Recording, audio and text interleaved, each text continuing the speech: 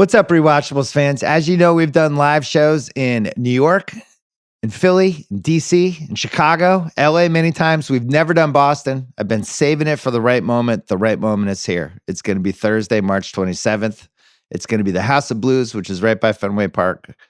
And it's going to be the Dream Team. Me, Chris Ryan, Sean Fennessy, and Ryan Russillo. That's right. We're all coming back. We're not doing the town. We're not touching the town. That one episode lives on forever on YouTube, Spotify. We're not redoing it. But we'll probably do a Boston movie. And tickets will go on sale this Thursday, February 27th. So it's only a couple days away at 10 a.m. Eastern. All information will be on theringer.com/events very soon. Once again, the Rewatchables Live, Boston, Thursday, March 27th. House of Blues, Thursday, ticket sales, 10 a.m. Eastern, ringer.com/events. And we're going to have a couple more things we're doing that weekend too. So I'm very excited. We have not come to Boston yet, and we're going to do it right. Hope to see you there.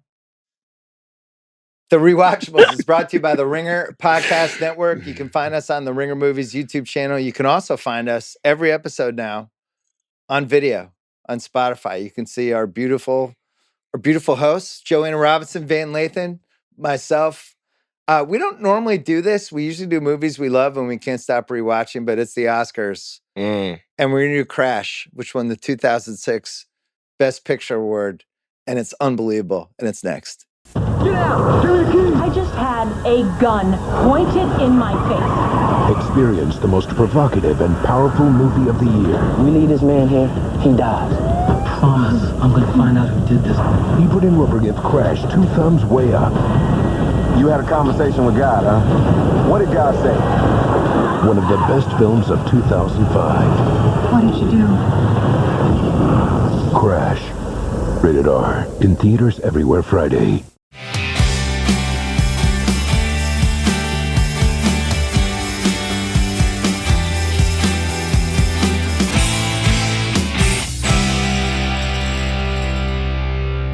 All right, Joanna Robinson is here. Lathan is here. You guys have sorted out all your Marvel stuff? Yeah. Good. Captain America, Brave New World. It's a text exchange. Yeah. Just a spicy text exchange. Yeah. Okay. You don't care. Why No. do you even ask? I don't care. I don't care at all.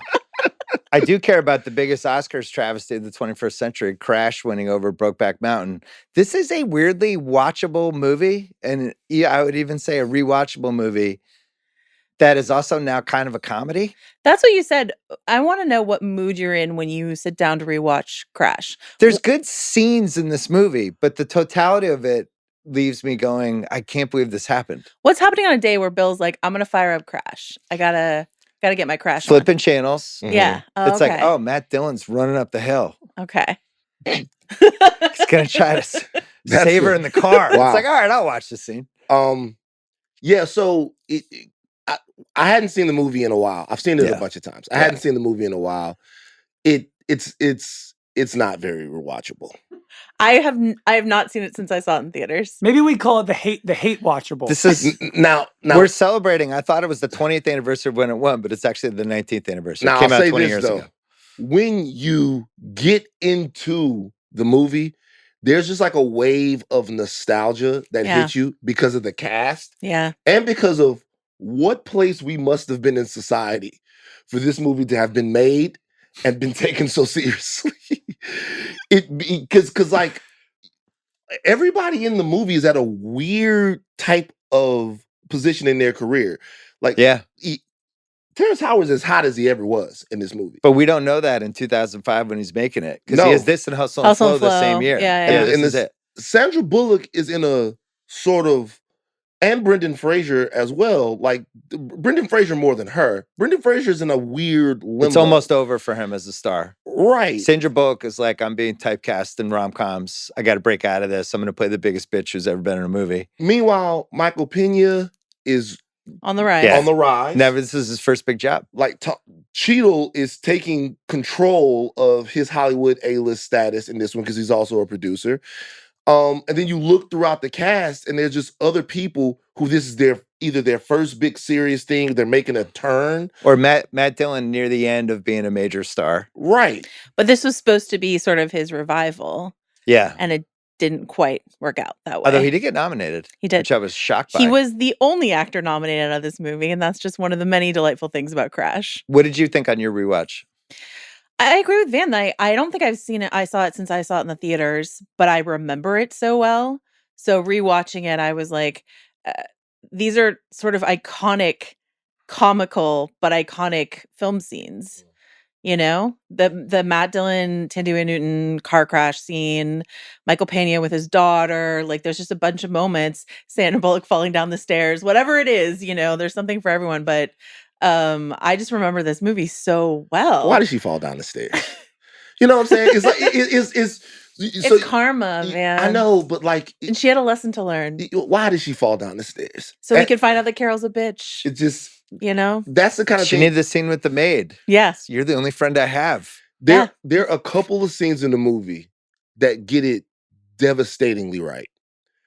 And I'll talk about, but like, did you get emotional during this movie at any point? A little bit. There are times, just because the sheer human agony that's happening on the screen, sometimes you relate to it, but it's so ham-fisted, overwrought, and heavy-handed that you, in its totality, you just cannot take it seriously. In its totality, it becomes funny because you start to think, what race thing can happen next? Like, if all the characters at the end of this movie would have joined hands and started singing "We Shall Overcome," it would have made sense in context of the movie. Yeah. Except instead you have Loretta Devine like coming in and saying like, "Speak American to me" in the car crash scene at the end. Race. I like the nostalgia angle. I'm just saying, every single, I look, in a lot of ways, I can make an argument that this movie brought me to LA. You saw this movie, you're like, that's where I want to be. Yeah. Yeah. Because he's like, I want to be in a place where people have to crash into each other to feel something. To feel something. Yeah. I'm in Louisiana this whole time, and Louisiana has grown tired of my shtick. Yeah. You know? They know it. I've been doing this since the 6th grade. I'm in the all-white classes. I'm injecting race into everything. They're immune to it, right? It's not working on them anymore. Yeah. And Crash comes out. I'm 25. Yeah. I'm 24. I'm looking around. I'm like, where could I go to where I can revitalize the thing that I do? Yeah. Boom. That's the place. LA. 2005. Right as Matt Dillon's running up that hill, Van's like, I'm running to LA. So when do you think LA is gonna grow tired of your shtick? What do you think? Never.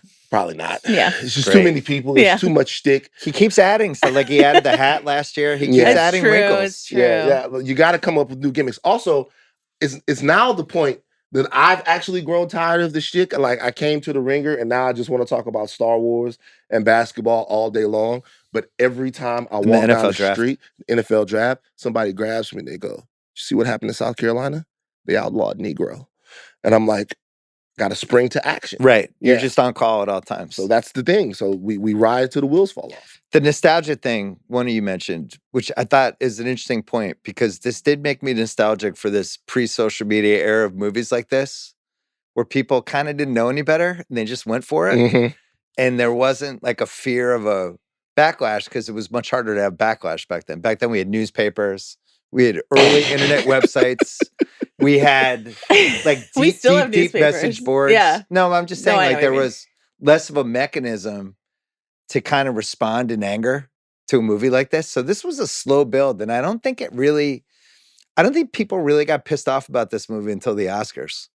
When it won Best Picture, and you can go back and watch it on YouTube, Nicholson's he's the presenter, and he does it, and he reads it, and he's like, "The winner's Crash," and he goes, "Whoa!" And you hear the crowd, which I don't know if I've ever heard this at the Oscars. They make like a "what the fuck" noise. They're like, "Oh!" It was like one of those noises, and that was when this movie it turned. I think especially because at that Oscars, Ang Lee had won director, and once he won director, people thought, "Oh, surely Brokeback's going to win Best Picture." Well, there was a thing. Brokeback was the only movie to win PGA, DGA, and WGA, and not win Best Picture Oscar. Yeah. Which, by the way, Honora we're taping this before the Oscars, but Honora is the next one that could. It's on that. The conversation became really divisive after a while, because what started to happen was it almost was like the Hollywood liberal elites wanted to award one type of film and they chose race over a movie with gay themes because we still weren't there yet. We weren't. We actually weren't. Yeah. But now Brokeback is such a great movie, and it's kind of It's a fantastic movie. insane that it didn't win. There was some backlash before the Oscar win, and I only know this because I read a really embarrassing Roger Ebert column where he was defending. We're gonna hit that later. Yeah, where he's defending the movie against its critics. He loved it, and then had a second. He went back. Had another bite of the apple when people are like, "Actually, it's not very good," and he's like, "How dare you?" Here's what you're missing about Crash. Here's what you don't understand about Crash. Let me, Roger Ebert, explain it to you. So that was all before, I think, the Oscar win. And but yeah, then it really cemented itself as, I think if it hadn't won the Oscar, we definitely wouldn't still be talking about Crash. We would be talking about it a little bit, but not the way we talk about it, where it became sort of the most famously egregious Oscar Best Picture win. The first hit piece I remember heading into an Oscars, reading, was my favorite writer, William Goldman. He wrote a Saving Private Ryan review before that Oscars, and he just fucking torpedoed it. And it was great. And it was like, oh my God, I can't. And it was kind of like, it was a glimpse of where the internet was probably going with some of this stuff. But by 2005, some of the Crash pieces, they're really funny to reread. People were on it pretty early. This movie made people mad. I also like that movies like this exist where people either get super mad or super defensive about it, because now where do we have this in movies in the same way anymore? We don't, because everybody kind of runs and huddles to their corner. Right, everyone's in their little spheres. Yeah, a movie over here is the greatest thing since sliced bread. And everyone, like right now, everyone is in unison about Emilia Perez, right? There are not very many Emilia Perez defenders. But that wasn't the case 2 months ago. I think we do still get those debates. I don't think it was the case 2 months.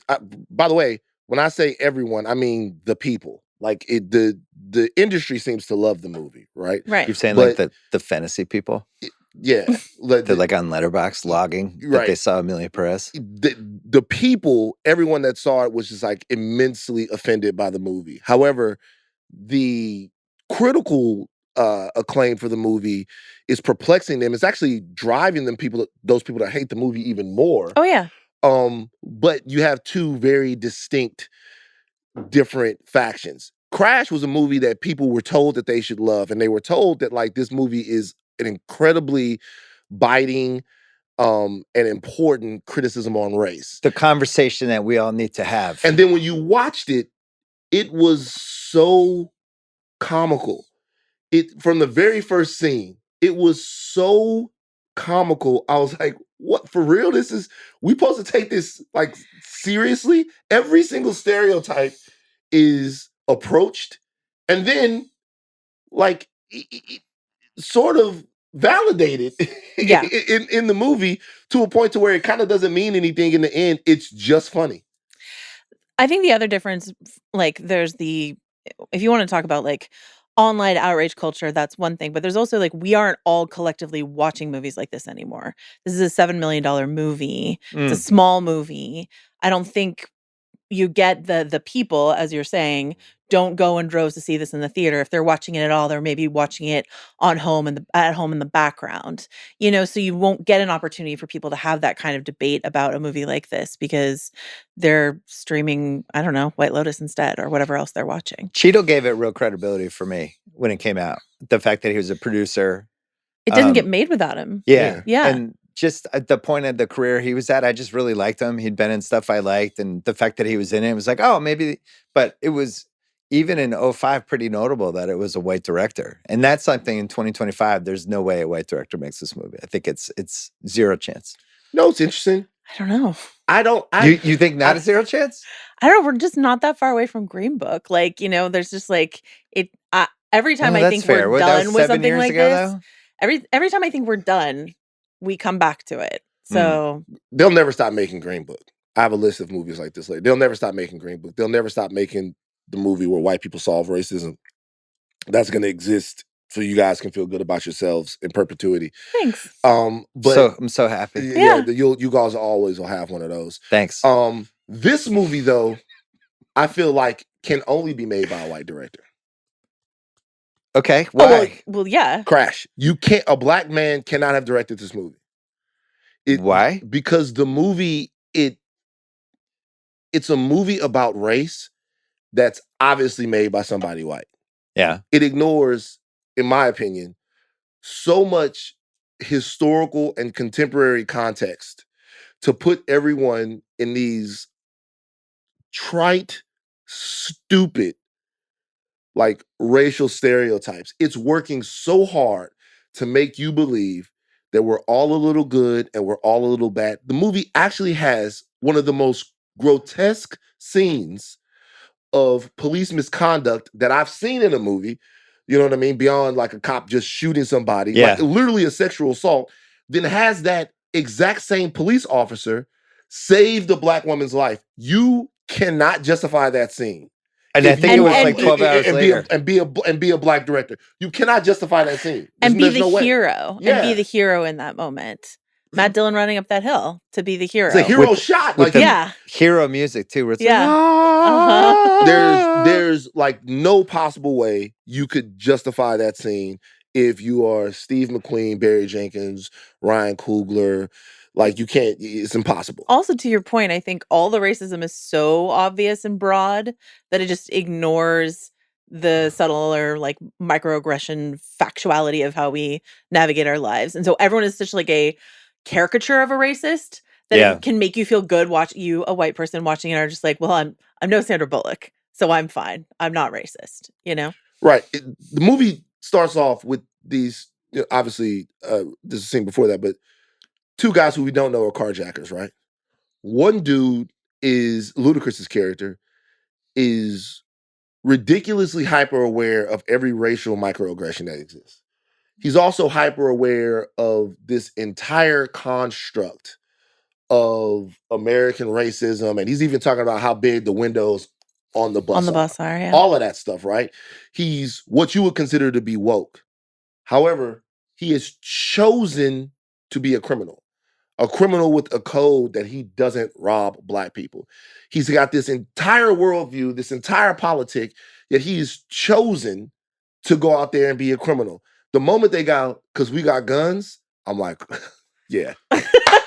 Let's get into it. This guy, he's talking to me. He's telling me about, yeah, let's go. We're gonna have a wild ride with this one. First big best picture film since Rocky in 1976 to only win 3 Oscars. to show like what a shocker this was. Mm-hmm. By about the 10-year anniversary, the first thing, the end of the decade, that was when the first backlash really happened. Yeah. By 2015, they were writing about it, and Paul Haggis, the director, he said, "Was Crash the best film of the year? I don't think so. Crash, for some reason, affected people. It touched people. People still come up to me more than any of my films and say, that film just changed my life. I've heard that dozens and dozens and dozens of times. So it did its job there. I mean, I knew it was the social experiment that I wanted. So I think it's a really good social experiment. Is it a great film? I don't know." That's also Paul Haggis on his like, I'm no longer a Scientologist tour. Yeah. That's a whole part of this narrative. Like, why did this win Best Picture? Part of it is Scientology. Explain. Paul Haggis, massive Scientologist, and a lot of this is like Scientology at the height of its secretive power in Hollywood before it starts. Like in 2007 is when you start getting bigger exposés on Scientology, and people start saying like, "Oh, hey, where is Shelley Miscavige? Like, what has happened in Scientology?" Before that, they're operating in the shadows, and this is like one of their biggest. Haggis wins for $1 Million Baby. Like he wins the screenwriting. Wins the year for before. Crash, does like 3 films the following year. Like he's on a heater, and then he leaves the Church of Scientology, and the minute he does, he's gone. Yeah.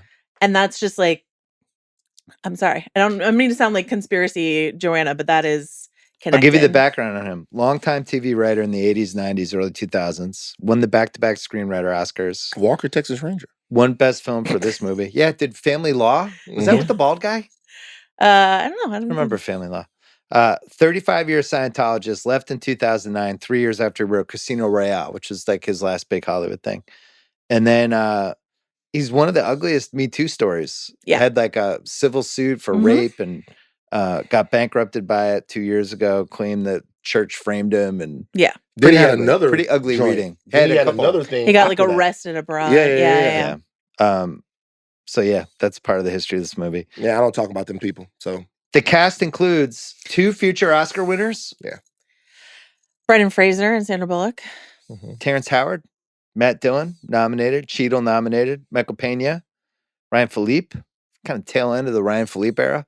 Philippe. You mentioned Newton. How do you say her first name? Philippe. Oh, who? Is it Philippe? Thandiwe Oh, Thandiwe Newton. Thandiwe Newton. Yeah. I call him Ryan That Philippe. was Tandy. It's Tandy. I thought No, it- she goes by Thandiwe now. Yeah, she changed it. Thandiwe. She added a W. Okay, yeah, that's very important. She did. Ryan Thandiwe. Philippe, you call him? Ryan Philippe. Ryan Philippe. I call him Ryan Philippe. Ryan Philippe. You Ryan call him Ryan Philippe. Philippe? Well, I'll call him what I want. Well, I mean, you can. Like, I'm just saying. I've never heard. I've literally never heard Ryan Well, Philippe. you heard it now. There you go. Jennifer Esposito, Ludacris, Uh-huh. Mm-hmm. Lorenz Tate. Yeah. Interesting Lorenz Tate role. So, Why so? I was going to do this later, but Mhm. I genuinely like him, and I like him in every movie, and I don't know why he wasn't a slightly bigger star. He was in a lot of movies that I liked, playing guys that I liked in the movie. He had a really nice 10-year run, and then he just kind of went to TV, and that was it. It's an interesting role for him because he spent the entire 90s building an undeniable momentum to become a Hollywood star. Yeah. Like He kind of was Cheadle 5 What- years before Cheadle. I mean, he literally went from critically acclaimed performance, New Jack City, right? He did Dead Presidents, another incredibly important cultural movie.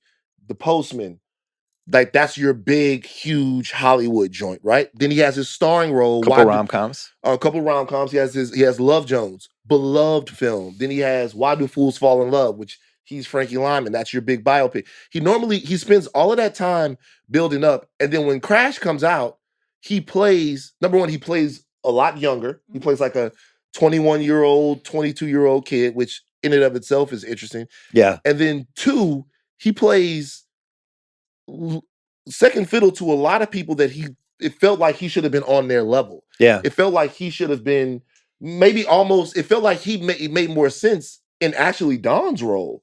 Oh, really? At that point? Like at that I point agree in with his you. career. Well, Don was the producer. Don, I so know that Don yeah. was the producer, and Yeah. Don was further along in his career than what But they're Lorenz about was. the same age, yeah. But when you looked at it, even when it was on back then, I was like, oh, it seemed like a role where he was trying to re-enter the conversation after having a couple of cool years or something like He's that. second fiddle to Ludacris in this movie. He is, for sure. Yeah. Well, Ludacris is a hell of an actor. I mean, Ludacris you is say his IMDb, I was looking at it, I was like, man, I like a lot of these movies. Ludacris is genuinely guy- great in this movie. I was Yeah. when I He really first is. watched it, Yeah. I was Ludacris is a good actor. surprised at how good he was in the movie. Yeah. I was surprised at how good I don't he think was. he's good in every Fast movie too. Yeah. I mean, he's good in the Fast movies, but he's not like trying to do anything in the No, Fast movies. I just and like I think, him. yeah. I think he's good. Yeah. So this was inspired by a real life incident where Haggis's Porsche was carjacked in '91 outside a video store on Wilshire Boulevard. The movie completely, by the way, just real quick, I didn't know that until I started doing my research on the movie. The movie totally makes sense now. Yeah. Totally And he makes kind of sense had now. this idea, filed it away, wrote an outline for it, didn't do anything with it for 10 years. He wants to make a movie about all the microaggressions and the societal reasons that he was carjacked. He wants to make a movie about that, but he can't quite do it without bringing everybody else into it. And he feels the need to tell everybody's story to where really the story that he wants to tell, Yeah. It's about being him, a white guy being carjacked. he wants to know why that happened to him. Yeah. And then that ends up becoming this entire movie where he has to kind of litigate why that happens to anyone, why everything happens to everybody. But really, that's what he wants to talk about. It's obvious to me. Well, he said he wrote Crash to criticize racists and bust liberals for the idea that the U.S. had become a post-racial society. Yeah, he got us. Got us good. He showed us. They had a $7.5 million budget. He took out 3 mortgages on his house. They reused locations to try to save money. The cast took way less. And they sold it in Toronto for $3.5 million. Released it in the spring of 2005. Built it wide. Put out the DVDs in the fall. And then Oprah. That was the big stamp of approval. sounds The right. whole cast comes on the show in October. Oprah stamps the movie. Then they decide to put DVDs to the different guilds. They were the first movie to send the DVDs to all the guild members. And all of a sudden, you win a Best Picture Oscar. Screenergate, love it. They created it. Oprah and screeners. Oprah and screeners. So I remember two things about the Oprah thing. Number one, I remember the big deal that it was that Ludacris was on Oprah's show. He was on Oprah's show as Chris Bridges. Oprah didn't really have rappers on her show. Yeah. And Ludacris went on the show and he kind of called her out on it. And they, and they kind of went back and forth. And I think part of it was taken out of the show. And it was a big deal during the Oprah hates hip hop era. What an era that was. It was a huge era. It was a big era. And then also, we should do a retrospective on Oprah's decision making. We really should. Want to do that now or after the break? Let's do it after the break. All right, Van, retrospective on Oprah's decision-making. Wasn't expecting this in the outline. Here we go. We're coming for Scientology and Oprah. Let's do it. Nothing. No, Van's not going near Scientology. Well, I'm staying away. People. Like I one time saw them people on Hollywood Boulevard, like recording people's faces. Y'all got it. Whatever y'all need. But you're not scared of Oprah? Not as much. Okay. Not as much because I love Oprah, but this is with love. Sure. Yeah. We have to look back at some of the decisions. Number one, Oz, Dr. Phil. Obviously, we took 2 huge L's there. Correct. Crash the movie. Yeah. Okay. What was the guy that wrote the movie, wrote the book, and he was on Oprah, and the book was great? And he turned out to be a plagiarist? Turned out the guy didn't write the book. Yeah. James Frey. Yeah. I think that somebody should do like an Oprah spreadsheet. Ringer Narrative Pod? Ringer Narrative Pod. Episode 3, the guy who lied about his book? A spreadsheet about the things that Oprah has put us on and whether or not it's actually been super dope. You know what? You miss 100% of the shots. Are you going to call it like true. Oprah Lose Free? There you go. Yeah. There you go. Doesn't Oprah roll off the Lose tongue, Free. but we can workshop it. That's an interesting title. I like it, Joe. Mm-hmm. So I don't. Well, here's my question about Paul Haggis pitches this as a TV show. Yeah. What does Crash the TV show look like? Well, we found out they made it on Stars. Oh my God. Dennis Hopper. Yeah. And then he died. Yeah. But what is it? But he died. That's why the show got canceled. Mm-hmm. But what does it look like in the mid 2000s? Where is it airing? It's an Showtime. HBO. Is it I would say Showtime. No, HBO passes. Showtime is a great call. HBO passes. Might be Stars because it was on Stars. I think it's Showtime. I think you're right. How about 10 years later is Crash? Where is it a Netflix? It's for sure Netflix. It's like the 4th show they make. So a couple other things. Terrence Howard, we mentioned, huge year. Bullock is in the movie for like less than 10 minutes, but was really important. I remembered her being in it so much more. Yeah. Before we get to the categories, who's the worst person in this movie? Ryan Phillippe. Why? Why do you think? I think it's super miscast. No, I'm saying character, not actor. actor. Worst character. Yeah. Well, he also does a murder, but yeah, I mean so it's not a bad pick. What about Fichtner? I gotta be honest with you. That scene between Fichtner and Cheadle, that is the one scene in the movie that overwhelmingly works to me. Oh, I think the Tony Danza scene's good. That's a good scene too. I think the Danza I thought scene, that was one of the most realistic that's scenes. the one that's closest to like an actual conversation that a human has had in their life. But either one of those things, like I've literally been both of those black dudes. Yeah. Like I've been the black dude where some white guys like sitting you down and he's telling you, you just don't know when to take a win. Like you have to get a little dirty to get what you need to do. And I've also been the other guy. Listen, I fucking got fired for that. I also been the guy where they're trying to tell you to ramp it up a little bit. Yeah. And you're like, don't tell me how to, but I didn't, he cucked out. I apologize for that. You've never. Don't even play like that. Don't even play like that because people will believe that. But in that first conversation, the one that you're saying, the Cheadle Fichtner conversation, when you had that conversation, did that person say to you, "Black people, am I right?" Is that something that they said with their mouth to you? What they don't obviously they play the scene up a little bit. They don't say it like that though. But what they do is they rap. They they're trying to get to their end. It's a shit sandwich as a gift. Yeah. They're presenting you. Yeah. They're trying to get to their end, and they tell you, listen, you're not going to be able to do what you want to do by staying pure. You're going to have to get dirty and play the optics Right. of it. This is how the world works. This is how it works. Yeah, that conversation, just not the way that it plays out inside of this movie. No, because he said all that to grab his attention, to like rope him in and make him know that I'm shooting straight with you. I think the worst character in the movie as a human being is Sandra Bullock. It's completely unredeeming in every way. Proto-Karen? There's not one redeeming thing. I was going to bring that up later. Is this, did she create the Karen character? But see, you could Is this the first Karen in the movie? As your most Karen adjacent member of the Ringer staff, she's way worse than a Karen. Like a Karen, this is because the thing about a Karen is that it's sometimes subtle or insidious. Yeah. And there's no subtlety here with this character. You know what I mean? I still go for Matt Dillon, and I'll tell you why. Like, well, it's a good choice. So, it's a great choice. So I'm not going to argue it. So guys, there's no bad options in this movie. It's true. With they don't give Michael Peña he's got no red in his ledger. That's true. He's the only character maybe in the movie. Well, he's the answer to the other question, which is who's the best character in this movie? Easily him. Easily him. So they probably deleted a domestic violence scene with him or something. Or something like that. I got to make them not like him. But she gets traumatized early in the movie. And the thing about that is that like her fear gets validated. She's scared of the guys. Yeah, she's holding the purse. But at the same time, they actually robbed her. So the rest of the time that like she's freaking out about stuff, you're thinking, well, her instincts were right before. You could almost like argue it away as her being validated. Yeah, validated a little bit.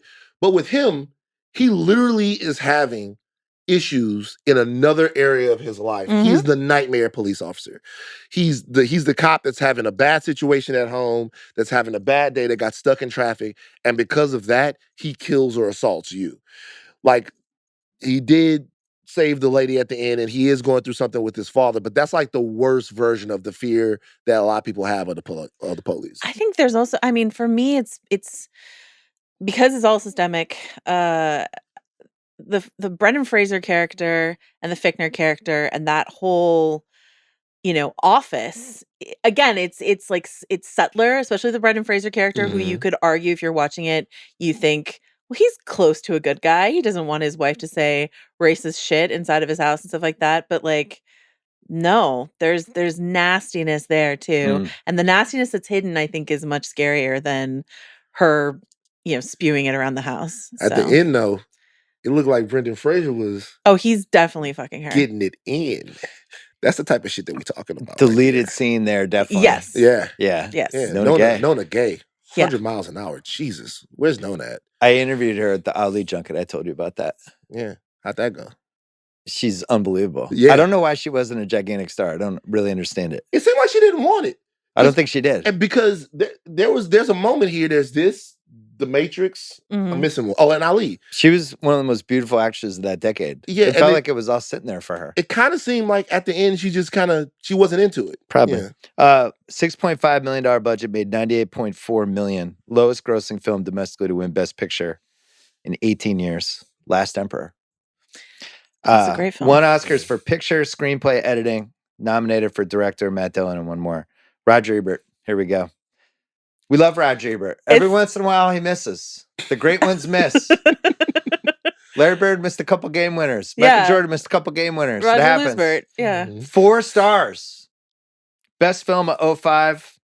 Quote, not many films have the possibility of making their audiences better people.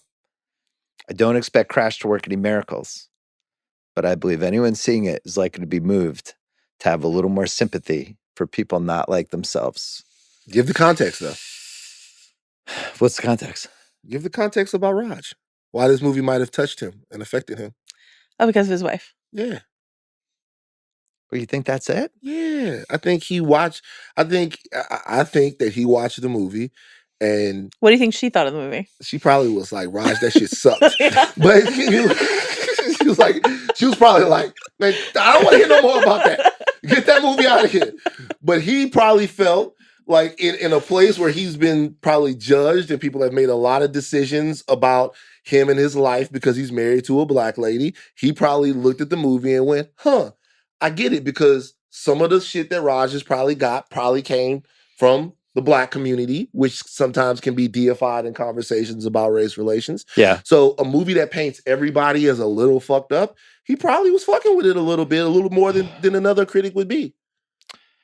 After the Oscars, he said, as someone who felt Brokeback was a great film, but Crash a greater one, Yeah. I would have been pleased if either had won. And then he said about Crash, it's not a safe harbor, but a film that takes the discussion of racism in America in a direction it has not gone before in the movies, directing attention at those who congratulate themselves on not being racist, including liberals and or minority group members. See? They like you, right? And or minority group members. Raj was tired of people looking at him crazy at the NAACP Awards. And he's like, you're racist too. Yeah, exactly. Yeah. Well, same thing. Coates called it the worst film of the decade in 2009. This was the first wave of the backlash. He said, I don't think there's a single human being in Crash. Arguments and propaganda violently bumping into each other, impressed with their own quirkiness. It's a kind of unthinking and curious nihilistic multiculturalism. Nothing tempers my extremism more than watching a fellow liberal exhort the virtues of Crash. And then he just goes on and on and on, killing it. Yeah. Let's get to the categories. What's the perfect age to see this movie? Exactly. Oh, shit. I have 65. I wrote 15 baby's first racism. Oh, interesting. Yeah. Yeah. What do you think? You had tiebreaker, 15 or 65 for I'm going to Crash? go in the middle. I'm going to go like 23. Why? Oh. Because I think that 23 is at the point where you could have, which is the perfect response to Crash. It's called the 10-minute regret. Crash is a 10-minute regret movie. We've all seen it before, where you leave a movie and you go, shit, that shit was okay. Yeah, that shit was pretty good, man. I see what they was doing. And then on the drive home, by the time you make it home, you like, man, fuck that movie. Like, you know what I'm saying? By the time you make it home, you keep, I like this. 10-minute regret. I've heard Van drop this take on like countless superhero movies. It happens all the time. Yeah. Like you leave the theater and you're like, they did it. And then by the time you get home, you're like, man, that shit sucked.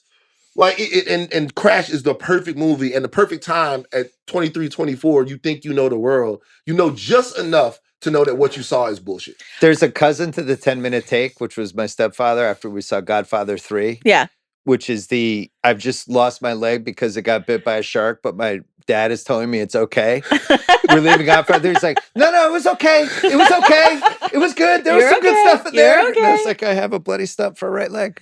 I think seeing it when you're younger and thinking it's really saying something, and then watching it again when you're a little older. I think Joe's right, but I think old people still, the 65 and up crowd. Craig, what do you have? I literally wrote down 72-year-old rich white man because those are all the people that voted for this movie at the Oscars. Yeah, that's true. It's so validating for every old rich white dude. Correct. Can't wait for Craig's take later. Categories: most rewatchable scene, carjacking scene. It's a good scene. I say Peña and his daughter. The We're like going to list a invisible bunch of them. Mm-hmm. You have Peña and the daughter? Yeah. The locksmith scene? With Both being just a bitch from hell as poor Michael Peña's working on her door. I would like the locks changed again in the morning. And you know what? You might mention that we'd appreciate it if next time they didn't send a gang member. A gang member? Yes.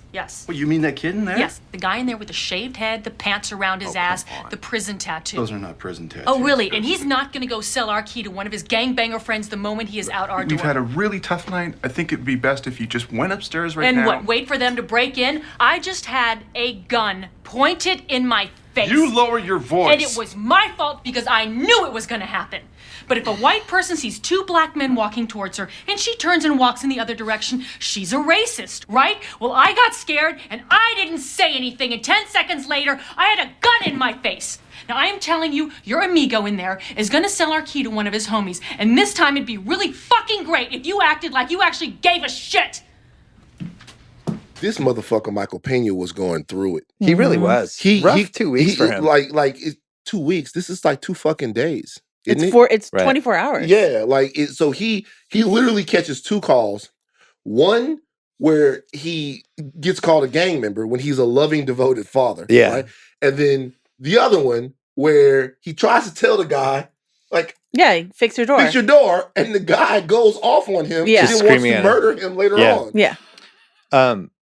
The locksmith scene, Brendan Fraser not being able to tell the difference between black and Iraqi, kind of an underrated racist moment in the movie. That's He what just I'm gets saying. swallowed up He's by like- 28 other racist moments. He's a stealth winner there. The Dillon Newton harassment scene, I don't know if rewatchable is the right word, but it's a pretty affecting scene. Like, and I think Terrence Howard, she's really good in that Terrence scene. Howard and her are both like fantastic in that scene. Yeah. Terrence Howard's great in that scene, like the way his demeanor slowly changes. That's the confusing thing about this movie is the actors are really good in it. They all are, and they got top flight actors. I tell you something about this movie though. Terrence Howard doubled up really well in this movie. I mean, in his career. Having DJ from Hustle and Flow Yeah. come right after this was a gift. It was a gift that these movies were out at the same time. Because if not, this is the type of movie that could Orlando Bloom you from Troy. I don't think Orlando Bloom ever recovered from Troy because he was too much of a bitch. Okay? I'm sorry. Orlando Bloom was the man. And then in Troy, he was just such a bitch that I think it really hurt him for years to come. And his character is so feckless in this movie that it's the kind of thing that can stain you, particularly with the community for a while. Interesting. But DJ kind of got him back there because DJ was a straight G. I'm so confused though, but he's throwing trash into a car fire at the end of the movie. Isn't that a show of strength and character growth? Yeah, he got his strength back. He never got it back. He's throwing stuff in the fire. He never got it back. Brave role though. Seriously, brave role to take. And he had a lot of issues, to say the least, in his personal life. Yeah, certainly. Terrence Howard. Yeah. If those issues don't happen, I think If he's in the issues don't conversation. happen, he's still roadie. Like, I think he would have been in a bunch of great stuff. I think it made him unhireable for a couple years there. Oh, I And mean, then- I'll say this: he's had a fantastic career, even still. Like, but I think when he started having his issues, I think it's a right at the test- time he would have been drifting off these two movies. I think it's a testament to how talented he is that he kept getting hired Right. after these things became obvious. because think about it: Prisoners is after this. Yeah. Empire is after this. Oh yeah. Like he's back now. He's the world's smartest man. He's figuring out astrophysics and all kinds of shit. He was the first hired onto Iron Man. The first actor Highest hired onto Iron paid. Man. Highest paid. too. Highest paid. Yeah. A couple more. The Tony Danza scene. Have you noticed, I mean, this is weird for a white guy to say, but have you noticed he's talking a lot less black lately? No, I haven't noticed that. Really? Like in this scene, he was supposed to say, don't be talking about that, and he changed it to don't talk to me about that. Wait a minute. You think because of that, the audience won't recognize him as being a black man? Come on. Is there a problem, Cam? Excuse me? Is there a problem, Cam? Terrence Howard, there was an oral history about this movie, and Terrence Howard said about the Tony Danza scene. I remember Paul telling me about when he worked for a network, there were execs who told black jokes, and his black colleagues had to just laugh along. He wondered what their lives were like and what it felt like to be ethnically neutered. Shit. Tony Danza, by the way, incredible stunt casting. Never. I don't think thought I could see him like that. Never before or since has Danza done something like that, I think. So No way. Yeah. And he's pretty good in it. He's I good. was kind of surprised. Dillon saves Newton. Just a really well-filmed scene. It's absurd. Mm-hmm. I think if I'm her, I'd just rather die in the car. That scene makes me sick to watch, honestly. It's really well done, though. I have a new category. I have least rewatchable scenes. This movie has was several 8 of them. least rewatchable scenes. And that Terrence Howard getting carjacked and then fighting back would be the only other one I have. But see, so that's one of the more absurd scenes in the movie that kind of works. Like they don't check the car, they don't nothing. They're Frisk just him. like, okay, our bad. Like him sort of getting to the thing and he's in front of the cops. Because actually, I've seen people that are just tired of taking shit, make mistakes with the police like that, to where you're taking the wrong time with the wrong group of people to assert your manhood. Like, I'm not gonna let you tell me to move and all of that stuff. That kind of thing, actually, they might have stumbled onto something that actually kind of happens. So what do you have for most rewatchable scene? Yeah, Michael Peña and his daughter. Okay. Like the invisible cloak scene. Van? I got Lickner and Cheadle. That I watched that scene. Fichtner. I'm sorry, Lichtner. He's doing with Ryan Philippe. Ryan Philippe. William Lichtner. I have him and Cheadle. I actually watched that scene 3 times. I think that's a great scene. I think Cheadle is great in the scene. And I just think that's actually a legitimately great movie scene to me. You know, I know all the sociological reasons why. Per capita, 8 times more black men are incarcerated than white men. Schools are a disgrace, lack of opportunity, bias in the judicial system, all that stuff. But still, it's got to get to you. On a gut level, as a black man, they just can't keep their hands out of the cookie jar. I'm a Fichtner fan. I mean, he's love in Heat. Fichtner. Fichtner's good at everything. Fichtner doing voice only work in Mr. and Mrs. Smith is one of my like top tier stealth great performances. What's the most 2005 thing about this movie, Joanna? The landline on Sandra Bullock that she drops as she falls down the stairs. Ooh, landlines. That's really good. My dad still has a landline. Yeah. Won't give it up. Oh, does he? Yeah. Interesting. I have no camera phones and unironic racism. Huh. Yeah. Unironic racism is an enduring legacy, Bill. But yeah, no one filming any of this police stuff. If they're doing this in 2025, somebody's filming something at some point in one of these scenes. Yeah. Yeah. What do you have, Van? Anything? Smoking in Los Angeles. Oh. Smoking in Los Happier Angeles. times. Like people he's just ripping cigs, going crazy, smoking in Los Angeles. Yeah. What's aged the best? We mentioned Michael Peña.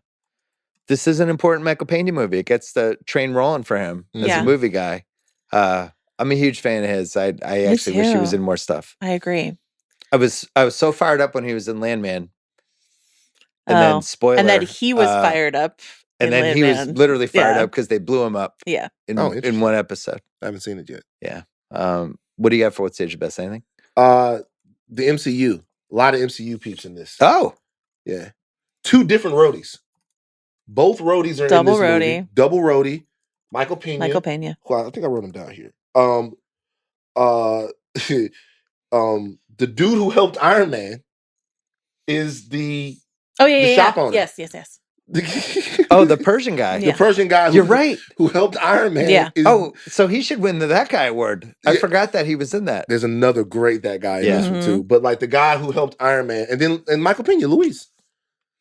So I'm looking at the movie and I'm saying all of the MCU people that are in the movie. The MCU.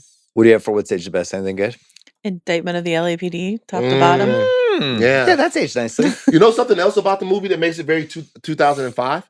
So the film is actually coming off the worst, criticizing the LAPD now is actually kind of trite. People don't actually do it as much as they used to. It's not a top of mind thing anymore. There's still obviously a lot to talk about, but this movie kind of buttons that up a little bit. Like the conversation around the LAPD. The LAPD was by far the most notorious police department in America throughout the 90s. It was a 90s thing that I think people had forgotten about a little bit. And Crash was like, we're bringing it back. Yeah. I will say critique of the health insurance industry. Oh, that's a good What's Aged That's the Best. aged the best. Yeah. Joe's first Rewatchables. She's doing great. Throwing heat. Really doing great. I have a What's Aged the Best because I didn't notice this until I watched this movie twice in 6 days. The very ending, when the car gets rear-ended, that's Shaniqua. Yeah, Loretta Devine. Yeah. Yeah. I just for some reason didn't notice that. And the insurance guy. Yeah. That's who? The insurance guy. I know, but who is that though? Shaniqua. I just never thought I'd hear you. That was hear her you name. say Shaniqua? Yeah. That was the character's name. Okay, I know. I'm with it. Shaniqua. Put a little sauce on it. Don't do that. Don't take the bait. Don't take the bait. Don't take the American bait. Idol. I'm not taking your bait. I have Keith David, who I love in every movie. He pops in this one. And just delivers. Yeah. And just delivers in that one scene. Yeah. See, I'd say the cast is What's Aged the Best for me. The Keith cast David- is really That's a good. scene. Yeah, That's a Keith David's good scene is scene. very But- good. But do you understand though that like if there's this guy is riding high, right? Because he just won an Academy Award. He can do whatever he wants. There's a version of this movie that has more scenes like the Keith David scene, more scenes like the Fichtner scene. That's not as You're talking about Haggis riding high off of $1 Million Baby. Yeah, what I'm saying is like the movie loses itself in how important it actually thinks that it is. Yeah. Because that scene with him is a perfectly good scene. I agree. Where a black man in authority is saying, "You're not gonna fuck this up for me, and it can be fucked up. This is what you're gonna do. Yep. This is how we're gonna work this around." That works. And that's under the umbrella of the LAPD indictment, because there's like from Keith David to Ryan Phillippe and everything in between. It's just like there's no good corner at the LAPD in this movie. I have one more. What's age the best? But you guys, if you have anything left, tell me now. No. I like when Sandra Bullock gets a little randy with her movie picks. Yeah. I like angry bitchy Sandra Bullock. Like she did it in The Blind Side was like a totally different character for her. I liked her in what's the movie when she gets Gravity? Mm-hmm. I felt like she like when the she seesaw of her with like rom-coms versus her pushing herself to, and maybe Hollywood didn't take her seriously as like a serious actress, but I think she's a really good actress. Well, she won an Academy Award for I know The she Blind did. Side. Yeah, so but I think she just got pigeonholed in this like Julia Roberts, Meg Ryan category for like almost 2 decades. Yeah. And then it finally kind of broke out of it a little bit late. But I think she's really And then good. she made All About Steve and changed it all around for herself. You know what I mean? Steve, I'm pro Bullock is my point. Yeah. I like her a lot What's age too. the best is Bullock. You know what the funny thing is? You just brought up Gravity. That movie's good. It's on People the don't talk- Rewatchables people list. don't talk Have about I Gravity. been neuralized? I completely forgot about how much I loved and enjoyed It's a great that movie. People Like, don't talk about it. You'll be getting it on at Rewatchables all. this Like, year. Interstellar is talked about every 6 weeks for Not some on this random podcast. movie. Interstellar is fucking great. Yeah, whatever. You don't like Interstellar? No. You don't like? Are you a Nolan guy? Hold on for a second. Just allow me 30 seconds of latitude. I like Gravity. I like Gravity as well, but you don't fuck with Interstellar at all. I haven't watched it since the year it came Interesting. You should rewatch it. You should rewatch it. That's actually a really good rewatchable. That Yeah. one gets better every time you watch out. it. I might sit that one out. What? What about Inception? Do you like Inception? No. Oh, you Wow. don't like Christopher Nolan? Never mind. Move on. Inception's too weird. You don't like Too much like concentration. Memento? Love Memento. Yeah, you're a Memento guy. Yeah. Oh, so you're early Nolan. Yeah. I love Dark Knight. That's kind of Nolan. It's like I Nolan Batman. respect all the Nolan movies. I just like I wouldn't like crank up. Oh, let me get Inception on Blu-ray and crank this out. Yeah. I think Inception's a polarizing movie, though. Don't you Yeah. think? Yeah. So is Interstellar. Yeah. But I think they're all better the more you I watch might be them. wrong on Interstellar. I know I'm not wrong about Contact. That's the one where I'm like, that movie sucked. You'll never convince me otherwise. That movie was bad. Wow, Fichtner catching another stray. Yeah. Contact. Jodie Foster. The Carl Sagan joint about aliens and Yeah. all of that stuff. I only David saw it Morse. once. I only Hey. saw it one time. This episode of The Rewatchables is brought to you by State Farm. Life is full of reasons to celebrate. And now with the State Farm Personal Price Plan, you can keep celebrating when you create an affordable price just for you when you choose to bundle home and auto. Talk to a State Farm agent today to learn how you can bundle and save with the Personal Price Plan. Like a good neighbor, State Farm is there. Prices are based on rating plans that vary by state. Coverage options are selected by the customer. Availability, amount of discounts and savings and eligibility vary by state. Back to the podcast. There you go. I love having a State Farm commercial on the Crash episode. That's great stuff. Yeah, great. Great Shot Gordo Award, most cinematic shot. I don't have anything here. This is an About ugly looking movie. Matt Dillon pulling Newton out of the car. We can No, we can shoehorn that in, but this movie is so obviously low budget. Okay. That they don't really. This have. is a screenwriter Yeah. tried to direct a movie. The one like flair is the sort of like reverse zoom on Michael Peña when he's screaming because he thinks his daughter got shot. Or I'm going to make Van reenact that later. Or maybe at the end of Ryan Philippe. Ryan Philippe. And Philippe. Yeah. Like burning the car, which that shot him with the gloves. With taking the gloves off, yeah. Signaling that what Matt Dillon said to him earlier in the movie has already come to pass. Just wait till you're on the job a little bit longer and it'll corrupt him. Yeah. Wait a couple hours. Wait a couple hours. Yeah. It happened that night. It was. Do we have a Kid Cudi Pursuit of Happiness award for best needle drop? There's no music in the movie. Yeah, there's really no music, right? There's a Stereophonics Maybe Tomorrow drop right at the end, which I like, but there's also, it was nominated for Best Original Song. Kathleen York, who plays the cop early in the movie, she plays one of the cops early in the movie, her song In the Deep plays, and it is the most like we want to be Magnolia, Amy Mann moment. Yeah. Okay. But it's bad. Good answer. Like it's, But you win though. but it's That's good terrible. enough to win. Yeah. Chess Rockwell and Brock Lander's award for best character names. Say it, Bill. Shaniqua. Yes. Definitely There you go. There you go. Put a little sauce on that motherfucker. Shaniqua Johnson. Van, you're up with the flex category. You get to pick any category. I knew you were going to screw this up. Any category? I have my own category. Yeah, that. Okay. Oh, you want to use your own category here? Yeah, right here. Go ahead. Let's hear it. Yeah. This is an all-time We Solve Racism movie. And I gave the top 5 We Solve Racism movies of all time. I put it in here. Okay, so I got to figure out what the category name of this is. Yeah. Van's historical. Go for it. The Van Lathan historical take award. The Van I'll impact, work on this. historical impact. Yeah. It's top 5 We Solve Racism movies. Yeah. Top 5 white people solve racism movies. At number 5, The Blind Side. That's where racism loses to athleticism. At number 4, A Time to Kill. Blacks Deserve Revenge. Are you just doing Sandra Bullock movies? No, I mean they're all. She's been in a lot of them. Crash. Number 3, We're All Racist, and It's Beautiful. Yeah. Number 2, The Help, or How White Women Will Save Us. Yeah. Number 1, Driving Miss Daisy. Yeah. How elderly sexual tension makes a cool Oreo swirl. It's an amazing list. That's it. Stop. I really wanted Miss Daisy to be number 1, and you didn't disappoint. Yeah. I was really hoping The Help would be on there. That's what I was really getting Help for. and Help Miss is Daisy great. are 2 movies that after the screenwriters or the playwright finished writing the movie, they went, yeah, I did it. we've done it. Well, The Help is another one where it's an absurd movie. But the actors are pretty So good in the good. movie. And you feel bad because there's so good good. scenes. It's like this They're movie. like ridiculously yeah, it's good. like, oh shit, Emma Stone's like really killing it in this. I was working in a bookstore when that book came out. And this woman that I worked with, who was in her like 60s or 70s, who worked at the store with me, hated the book so much. But people were coming in, white women were coming in by the droves to buy The Help. And she was like, oh, the HEP? You want to get the HEP? You just call it the HEP, like to their faces. And they thought they were mishearing her because she was this older woman and she could just get away with it. It's great. The Butch's Girlfriend Award for the weak link of the film. This is tough to narrow it down. I have the Persian shop owner because I still have no idea what's going on in that character and what his arc was in this movie.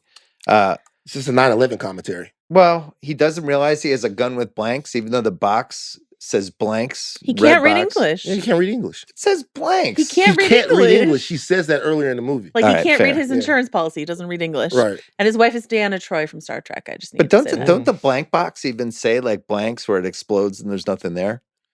No. What do you like? There's a cartoon of like it's very clear that there's no bullets. It's just not blanks. on. I mean, I didn't see any cartoons on this particular box. Yeah. He shoots a little girl with blanks, and then everyone's like, "Okay, we're gonna go inside now." Well, what They do you? just- If there's a they just madman go on the back in street, the if there's a house? madman on the street with a gun, let's say They just went back in the house. Who wants some cereal? He I mean, they might have called the cops. You don't know what they did when they got in the It house. don't look like they called a Honey, you want a Pop Tart? Yeah. Is Everybody's that crazy guy still traumatized. out there? Oh, he is. Yeah. Hey, you guys want to watch a movie? It's Christmas too. This is a Christmas movie. Oh, it sure is. There's wreaths and Christmas trees everywhere. Yeah. And then it snows. Could he in Los understand Angeles. English or he couldn't? He could understand it. He could couldn't read it. Speak it poorly, and he could not read it. Because Peña's like, you need a new door. Yeah. I fixed the lock. You need a new door. And the guy's like, you're trying to. It's But the just language absurd. barrier, he's functional enough to be able to run a store, but the language barrier is part of the social dysfunction that's stopping them from understanding each But other. if he's so dysfunctional that And then they he can't just crash understand he into needs each other, a you know? new door, how does he run a store? Like they make it so that he literally can't understand anything, but yet we're I had expected a to believe good- he's working 40 I hours had a week good running a joke, store. but we can't do it. He thought an angel saved him. This Yeah. character sucked. What do you have, Joanna? It's good old Philippe, Ryan Phillippe. I think that A character. miscasting? I think it's miscast. There's an amazing casting what if for this that we won't say now. I agree. And it would be a lot better with that. But I think he's miscast because Ryan Phillippe I'm just saying it wrong now. Ryan Phillippe has a face that I don't trust ever. I've never trusted You want him in Cruel Intentions. I want him in Cruel Intentions. Trying to Great have in Cruel sex with Intentions. I don't Reese want him as Witherspoon. like a, oh no, not him. He shot Yeah. someone, which is sort of what you're supposed to feel in this moment. And then the turn from that character Doesn't make any sense. makes no sense. You need a beat between Or you need to see him visibly shaken from the interaction with Terrence It's a great Howard or choice. something like that. There's But like, there's really no wrong choices with the Butch's girlfriend in this movie. Honestly, it pains me to say this. It's Lorenz Tate. Okay. He's miscast. He's totally miscast. He's playing this so wide-eyed because he's trying to seem like he's 20. younger, but we know him. Yeah. And we know that like he's more senior than this. We remember young Lorenz Tate. We remember if the O-Dog era Lorenz Tate, they tried to recast O-Dog. It makes a lot of sense. He just doesn't. It just Paul doesn't Haggis, work for the me. wire's right there. Just grab. You have 20 different good actors. A bunch you of can people just you could have grab. grabbed. Yeah. Actually, you know what's funny? Is J.D. Walker, who plays Bodie in The Wire, Yeah. would have been perfect in that role. They could have had Omar. Could have been. I mean, they could have picked anybody. Yeah.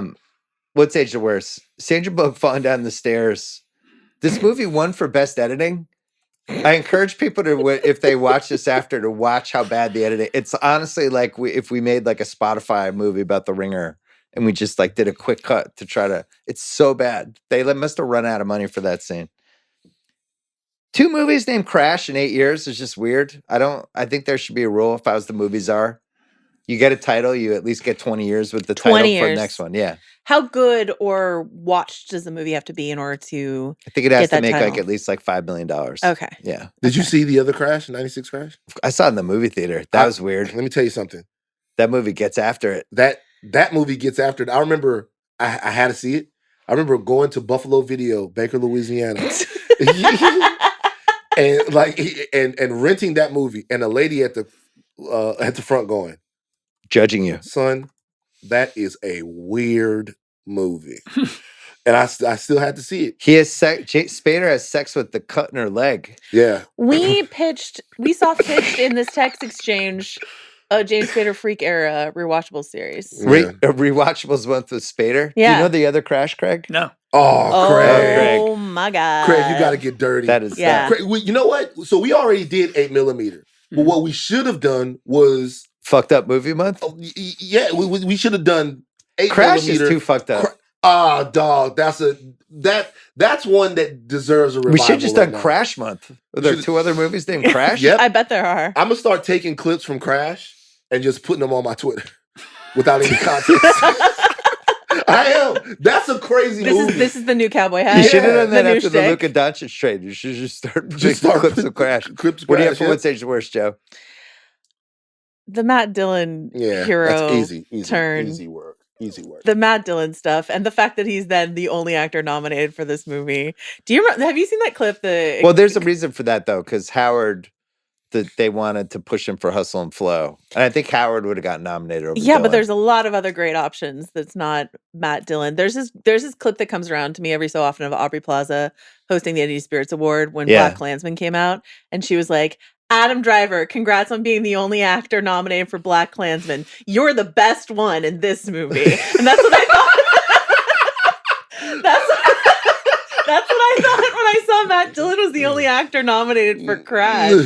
I was surprised Newton didn't get nominated, actually, because I thought she was excellent. The image of this movie is her clinging to him after the crash. Yeah, for sure. They played that up and made More would say it's the worst. In LA, we're trapped behind metal and glass. You got to crash into someone to feel something. Joanna might move here. This movie's going to get in her head. Can I tell you, move here now. When I first moved to San Francisco, I was walking down the street. This is like right after this movie came out. And this guy, and this is going to sound unreal because I recently said on a different podcast about an Inception pickup line that a guy tried on me. But I bumped into this guy and he's like, let's crash into each other like the movie. And I was just like literally. Wow. That is the thing that has happened to me. San Francisco's freaky. Freaky for like always a bunch been of freaky. freaks. Always since the 60s. Yeah, going for weird, freaky place. Who said something like that? He probably was a vampire. Do you think he was talking about this movie, or do you think he was talking about the James Spader movie? It could have been either. Could have been because it's a car crash situation. Yeah. More would say the worst. Cheadle calls his girlfriend Mexican, and she responds by saying angrily, "My mother's from Puerto Rico and my father's from El Salvador." And then he responds by saying, "Why do all of your people park their cars in their lawns?" Yeah. That's an actual exchange in Well, the it's movie. because everyone's racist, Bill. That That's was what where this they're movie like, wants to don't teach like you. Don Cheadle too much. She's got this side too. They're just trying to everything slide that in there. Sidebar. Can I just throw something in the movie that also really works?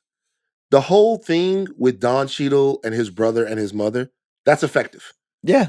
Like that actually is effective. How she has the one upstanding son, but for some reason, I don't know how many times you see this, they gravitate towards the fuck up son, and try to like protect him and the whole. Well, she's deal. projecting the son. It didn't turn out well for the son, and it was her fault. But she wants to blame the all brother. of that stuff where she goes, "I know it's your fault." But blah, blah, see, blah. Dan's talking himself into this movie. I'm not. You keep complimenting The canvas Whole Foods bags. The canvas Whole Foods bags, all of that stuff. I'm just saying that the movie actually has some talent in it. It's just it falls under the weight of itself. What else do you have, Joe? That's it. Okay. The Ruffalo Hannah Rubinek Partridge overacting award. Ooh, this is a good one. I hate to give it to Michael Peña, but the 10-second scream. What is happening? Why is it so long? It's just weird. I think it It's a actually weird kind of choice. works on him in a way. Unfortunately, it doesn't work for the wife character who we literally don't know. Yeah. because she gets a really long like like a It's dialed up. platoon. It's not his fault. It's the editing. By the way, that wife character, I don't know the actress's name. That's a classic. That girl. Yeah, I don't even know what her name is. But 8187, I think Stand to Deliver, maybe Dangerous Minds, a bunch of different movies. What do you have for that category? Van's gonna get mad at me, What? but I think it's Beverly Todd as Mrs. Waters as Don Cheadle's mom. Oh, interesting. Okay. You're gonna get mad at me. I think it's how you say her name? Thandiwe Newton. It's Thandiwe Newton. The scene where she's crying and telling him that he lost his dignity in the thing.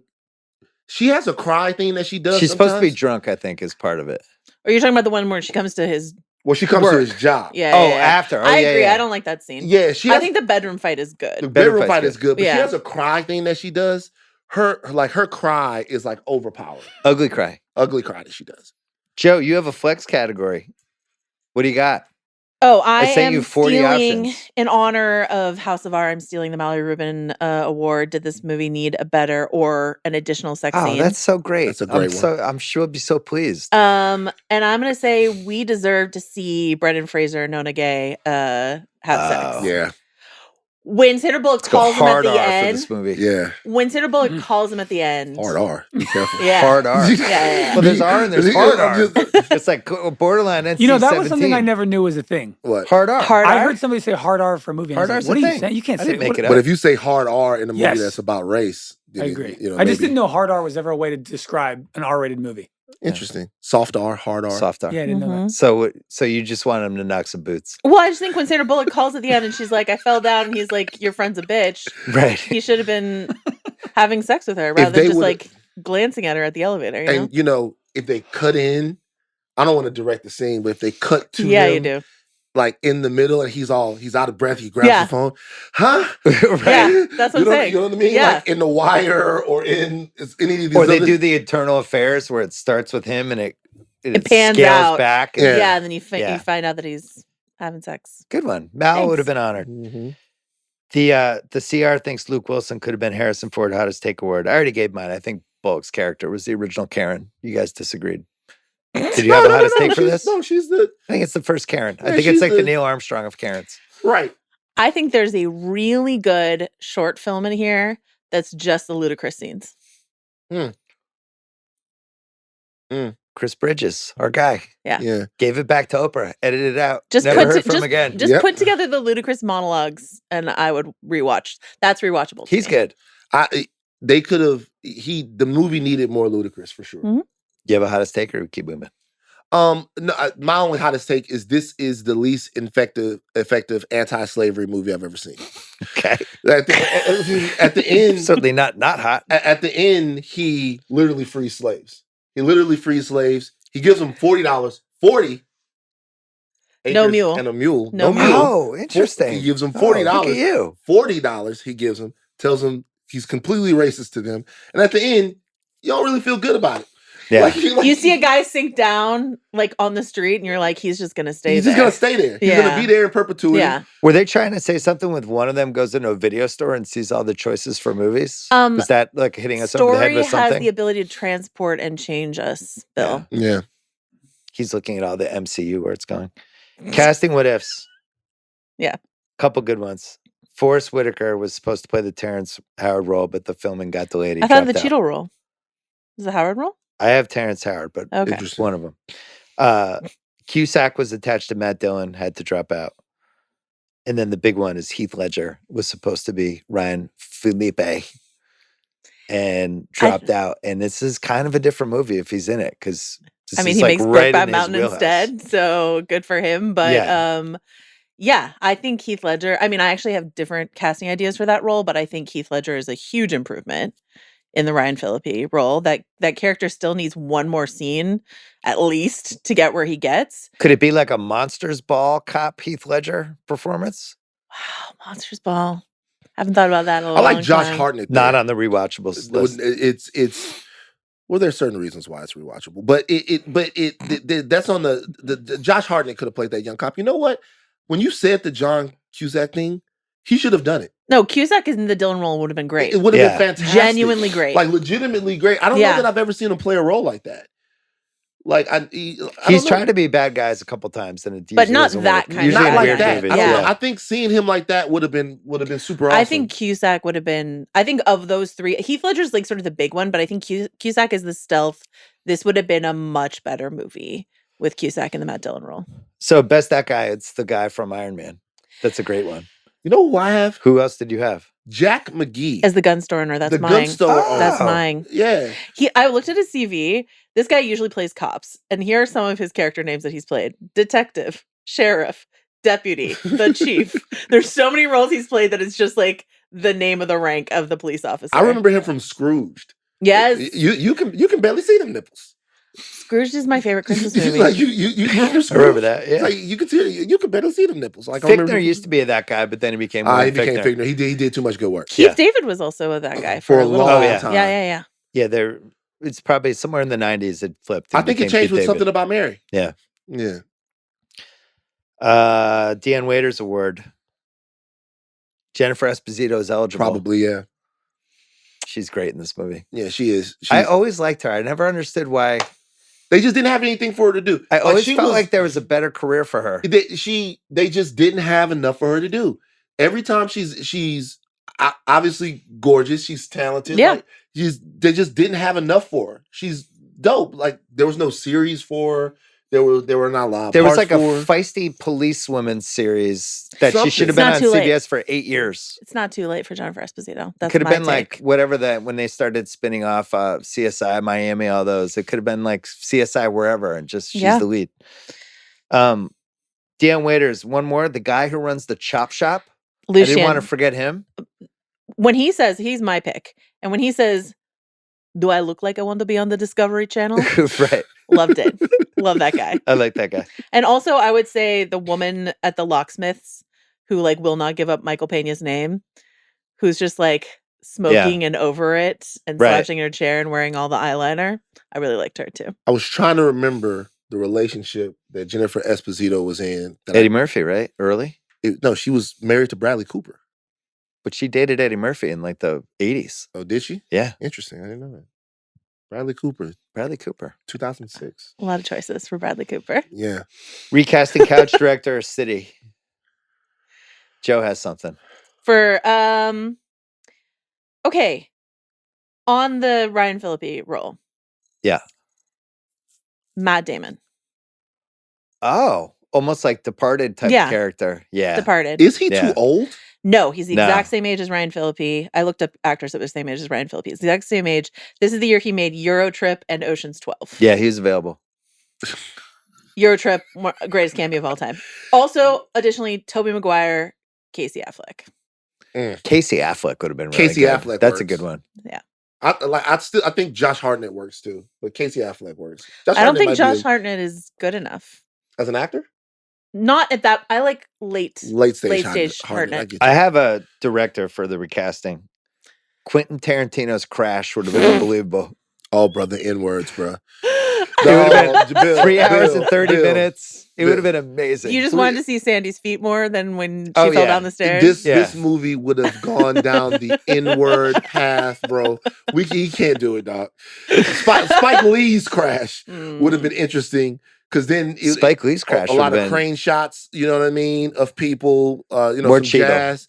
But Quentin Tarantino's crash is Spike Lee's crash. Nona Gay is having sex with Brendan Fraser. That's what I'm saying. Probably in the first 20 minutes. Of course.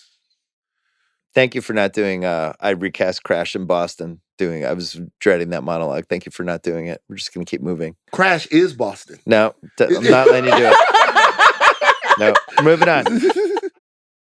Half-assed internet research. Crash, first Best Picture winner to be released on Blu-ray. Interesting. June 2006. Fun fact. Haggis had a heart attack during the last part of the filming. Yeah. He missed a week. He was like, it's just so good. Yeah. I'm just making my masterpiece. This movie needs me. People have to see this. In 2015, Hollywood Reporter, they found a bunch of the Oscar voters and asked, what would you do if you had to do this over again? Yeah. Brokeback Mountain won convincingly. And then I didn't really understand how this went. I'm just going to read what's written down. Newton wore special protective underwear for the assault scene because Haggis wanted it to look real from the camera's perspective for Matt Dillon to go there. I'm going to guess no intimacy coordinator in this movie. Yeah, it's a wild stab. What in is the dark. that? What kind of underwear How are we special talking is about? that underwear, right? Like, is it like... I don't know what to make of Well, that. they have like the modesty stuff that they wear, right? Yeah, but he's like real, like... He's really up in there. Yeah. You have anything else? Are you envisioning like the metal chastity belt from Robin Hood Men in Tights? I'm sorry. I shouldn't laugh. That wasn't funny that Joe said that, but when she said he's really up in there, he was. That's what I'm saying. I tried, audience of the Rewatchables. I tried. I'm like, how protective can that underwear be? What is she like? It would almost have to be like an adult diaper with like 7 different panties. Yeah. I think it has to be like the metal chastity belt from Robin Hood Men in Tights. Like, I think you need a barrier. Apex Mountain. Oh shit! I'll just keep reading stuff until you tell me if it was anybody's Apex Mountain. Okay. Sandra Bullock, Brendan Fraser, LA race relations, undercover cops shooting each other. Terrence Howard, there's a case because Hustle and Flow came out the same year. Oh, well, that moment, yeah, for 2005, this is Apex Mountain. It's his Apex Mountain. I don't know. Empire season 1. He was pretty big. He was a big star on TV. Yeah. Maybe. Yeah, so yeah, it's pretty big. But bigger than Hustle and Flow? Best actor nomination, Hustle and Flow is pretty tough to beat. Matt Dillon, no. St. Christopher statues? I don't have a lot of experience. Yeah. Human trafficking? Probably not. Don Cheadle, no. Michael Peña, no. Ryan Felipe? What would be his Apex Mountain? It's Cruel Intentions. Yeah. Thandiwe Newton? No. What is her Apex Mountain? Westworld. That wasn't she in the first Mission Impossible movie or one of them? It's Mission Impossible. Two. Yeah. The worst one. Lorenz Tate, no. Ludacris. It's one of the Fast movies. I don't know which one. Yeah. It's Paul Haggis's. Jennifer Esposito, no. No, it's Paul Haggis's Apex. Paul Haggis, Paul Haggis's Apex. Yeah. Paul Haggis, definitely, yes. The Church of Scientology's influence, Apex Mountain. One more break, and then we're going to do Cruise or Hanks. Cruise or Hanks, and what role would you want them to play in this movie if you pick? Hanks kills as Brendan Fraser's character. Kills. Would love to see Hanks in that morally gray. If you have Hanks, you got to have the sex scene. Would love to see him. Has Hanks ever had sex in a movie other than Forrest Gump? I can't think of that never one. happened in home ec class. Yeah. Hanks kills in that role. Can I test drive Tom Cruise and the Matt Dillon character for you guys? I want Cruise in this because if we're doing Magnolia Methadone, we might as well go all the way. And I also think you need cokier energy in this LA movie. Tom Cruise helping out the dad. You get the Magnolia angle yet again with like Tom Cruise's weird dad issues, but then angry, like evil Tom Cruise as the cop. But then Tom Cruise trying to save somebody from a fire. I mean, my vote's Cruise. I say Cruise. Is this the rare movie where you could put Cruise and Hanks in it together? Yeah, you probably could. Hanks could be Brendan I Fraser. don't think. I mean, but that's certainly not, not the at this category. time in his career. Hanks doesn't belong here. I don't think. You don't think so? Craig, Cruz? I like Cruz in this. This movie is kind of like a Magnolia type movie. You could even just get Cruz's character from Magnolia, jam him into this movie. Because you could also put Frank Cruz in T.J. the William Mackey. Fichtner character. Just have him come in for If it's one a scene Church coming of in hot. Scientology joint, why not invite Tom? Yeah, Cruise? where was he? It's true. How is he should've been not in it. this? Can I say something about the Cruz thing though? He works in Magnolia, but then there are other like big ensemble one scene movies where he doesn't work. Like he totally ruined Lions for Lambs. Like he was terrible in that. That movie kind of sucked. That movie No, sucked no, anyway. he's not the reason that movie. There were other reasons too. That was a great script. I read that script and thought that movie was going to win 10 Oscars. We forgot to do Apex Mountain for Church of Scientology. I think 2005. Haggis yeah. wins the Oscar. Cruz is jumping on Oprah's couch. Yeah. Oprah's couch. Cruz, The Jump. Lose free. Oprah lose free. Another Oprah mistake. Yeah. Just to let you know. Soft launch. Is that Oprah's fault though? I'm just saying. She was part of the hard launch of that whole deal. Yeah. Another mistake. By the way, anytime the Scientology thing is mentioned, just black my face. Scorsese or Spielberg? Martin Scorsese's Crash. This is great. This is a movie Spielberg would have tried to take on though. Yeah. I feel like he easily could have. I could see him doing it. A little Yeah. edgy for him. But that's the thing. It's like safe edgy. Mm. But yeah, Scorsese's the answer, I think. Okay. What role would Philip Seymour Hoffman have played? Ooh, won Best Actor this year too. He did Yeah. for Capote. Mm-hmm. I'd throw him in the Matt Dillon role as well. I think he'd do it. I'd like to see evil cop Philip Seymour Hoffman. Let me tell you something though. If he's in it, it's the redemption part doesn't work as well. Because he's gonna play. It's gonna be. Was Matt Dillon actually redeemed in this movie? He I guess we wasn't, can talk not about to it me. later. But The to a lot of movie people, thinks he is. The movie thinks he is. But if he's in the role, Philip Seymour Hoffman is going to be so loathful, and he's gonna play it so well. It'd be during funny the if he assault played part. it like talented Mr. Ripley, Freddie. Yeah. How's the peeping, Tommy? Yeah, it's peeping. Tommy. I think How's the peeping? in the Fichtner role, in his like Charlie Wilson's War mode. Just coming in hot. Yeah. One scene. The Van Lathan Award. Did this movie need more black people? Perfect. Nope. We're good. Picking nits. Can't wait. Wow. Where do you begin? I just wrote, oh God, all of them. Yeah. Like, I don't Yeah, know how you I- pick nits I inside have of this 10. movie. What are your Bull- Bill so- Simmons top 10 nitpicks So Bullock of just Crash? starts. I know she's a horrible person, but you just start screaming with the locksmith like 40 feet away. Like She's mad. nobody does that. She's angry. Nobody does anything nobody would- that they do in this Nobody movie. would ever do She's that. mad. There are no human being behaviors in this movie. Matt Dillon runs into Thandiwe Newton twice in like 3 days. Yeah, and Ryan He Phillippe arrests her, runs and then it just happens to be there when And she Ryan has a Phillippe car runs crash into Terrence in Howard Los twice? Angeles. Ryan Phillippe runs into Terrence Howard. I have that later. Ryan Phillippe happens to pick up give Don a Cheadle's ride brother. his brother. LA's a gigantic city. You could literally go You could go 10 years without and seeing not the same person again. and not like how many times did you ever? By the way, the only time I ever run into somebody I know is when I randomly see you walking down the street. That happens. Well, that's easy. I'm walking everywhere. He's always Bill's Randoms, always walking. We're Yeah. sitting down and my brother goes, "Yo, was that your?" I was like, "Yeah." He walks, bro. But, So, he's but- on a Zoom. But you could literally go 10 years without like randomly running into somebody if you're not at a function, just like out Yeah. somewhere. But that's the disease of this kind of movie. The vignette, everything's connected movie. Yeah. The like Which is fable. Has only really worked once. Magnolia. I guess it's twice then. And what's your other one? Playing by Heart with Angelina Jolie. Oh, that movie's shit. fucking awesome. No one knows about that movie I like that except for movie. me. Ryan Phillippe's That's one of in my that wife's movie. favorite movies. Dennis Quaid's in that movie. It all comes together in the end. It's like, whoa, they all know each other. Right. Gina Rollins. Sorry, spoiler. Great Gina Rollins 27 movie. years old. There's a monologue about dancing about architecture in that It's movie. a good movie. Oh my God. John Stewart's in it. Literally, I don't know anyone else who's ever seen Saw that it movie. one It'd just be time. me and Joe and Yeah. Rewatchables. Saw it Just one two of time. us. Rewatchables playing by heart. Let's do it. Yeah. Wouldn't Matt Dillon just let her die in the car? In real life, probably.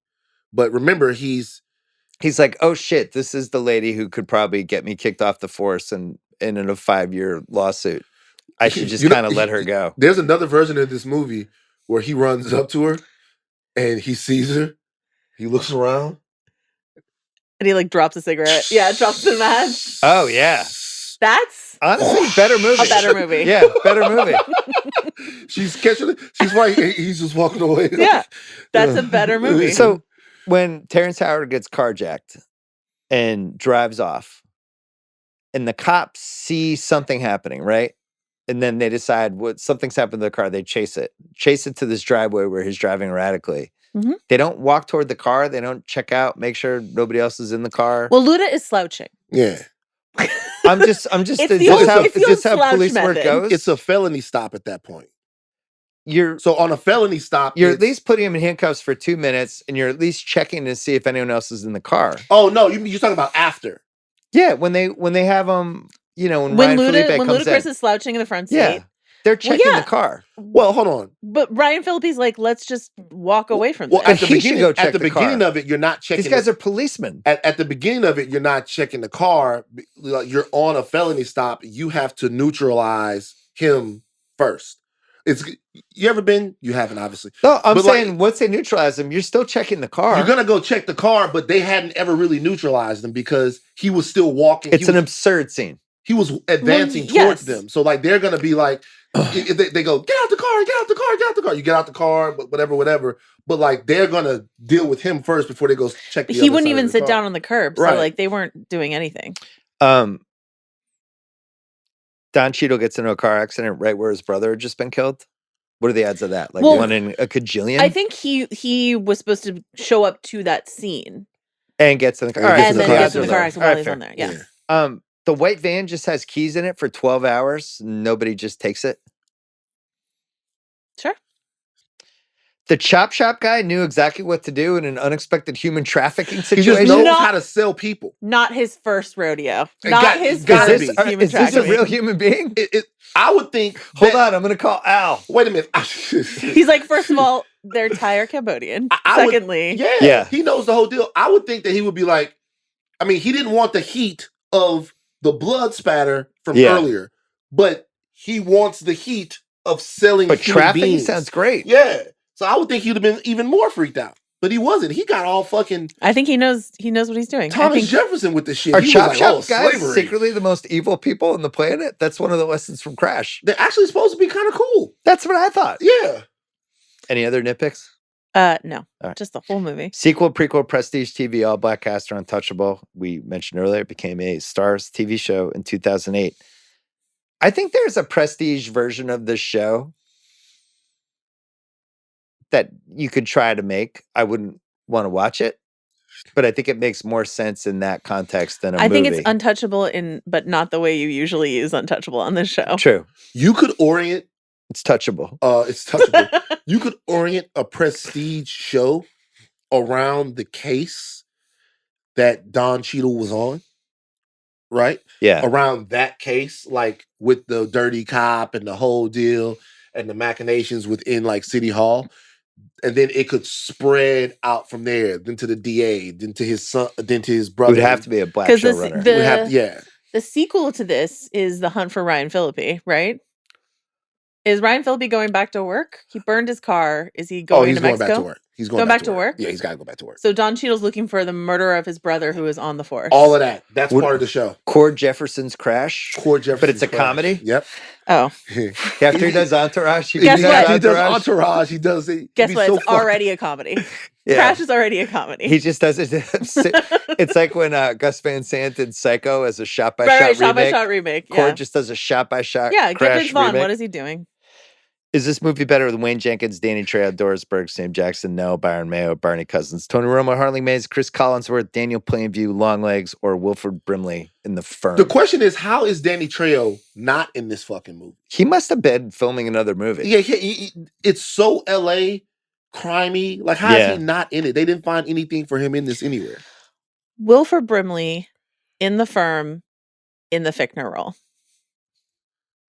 Because there's that whole scene in The Firm where he's like showing Tom Cruise the incriminated photos of him, the dossiers. You know what that's going to mean, Cheadle? Heartbreak. I think Wayne Jenkins is the Matt Dillon. We won't do a Wayne Jenkins impersonation without CR, but Wayne Jenkins in the Matt Dillon role would have been pretty interesting. You don't want to try? No. Okay. It's Do you want to say Shaniqua again? No. Okay. Just one Oscar, who gets it? I mean, it got 3 Oscars, but I think in retrospect, I'd probably say Terrence Howard. Yeah. For Best Supporting Actor. If I had to give an Oscar. I would say Terrence Howard. What about Ludacris as a nomination? Get Luda in That would there. have been really fun. That'd be really fun for I Luda. thought Fast 7, he got robbed. Luda Some on really good the moments in Fast award 7. circuit? Would have been great. Yeah. Probably unanswerable questions. If this movie had a black director but was the exact same movie, what happens?